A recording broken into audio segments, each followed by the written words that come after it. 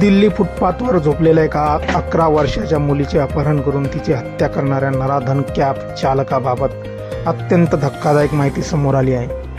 Police सूत्रांनी दिलेल्या माहितीनुसार आरोपी बासु कुमार सिंग वय 29 हा इरेक्टाईल डिस्फंक्शन या समस्येने ग्रस्त होता. त्याची नपुंसकता चाचणी देखील पॉझिटिव्ह आली. या शारीरिक समस्येमुळे चिमुरडीवर अत्याचार करण्यात अपयशी ठरल्यानेच त्यांनी तिची निर्गुंद हत्या केल्याची कबुली केली आहे. आरोपीने पोलिसांसमोर गुन्हा कबूल केला असून त्यांना सांगितले की त्याने कारच्या मागच्या सीटवर मुलीवर अत्याचार करण्याचा प्रयत्न केला, मात्र शारीरिक समस्येमुळे तो यात अपयशी ठरला. चिमुरडीने आरडाओरड केल्यावर त्याने तिला गंभीर परिणाम भोगण्याची धमकी दिली. त्यानंतर तो तिला फरीदाबाद गुरुग्राम सीमेवरील एका निर्जन जंगलात घेऊन गेला. तिथे तिची गळा दाबून हत्या केली आणि मृतदेह दगडाच्या ढिगाऱ्याखाली लपवून ठेवला.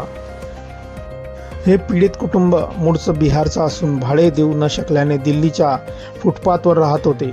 घटनेच्या रात्री हे कुटुंब फुटपाथवर झोपले होते. चिमुरडी तिच्या आई वडिलांच्या मध्ये झोपली होती. आरोपीने त्यांची कॅब फुटपाथजवळ उभी केली, मागचा दरवाजा उघडा ठेवला आणि मुलीला उचलून गाडीत टाकले. गाडी सुरू होताच मुलीला जाग आली आणि तिने वडिलांना हाक मारली. वडिलांनी धाव घेतली गाडीच्या मागे आणि जवळ असलेल्या काट्याही मारून फेकल्या, परंतु कॅब वेगाने पसार झाली. आरोपी मुलीला अंदाजे 10 ते 12 किलोमीटर दूर फतेहपूर बेरीजवळील मांडी रोडच्या दिशेने घेऊन गेला होता.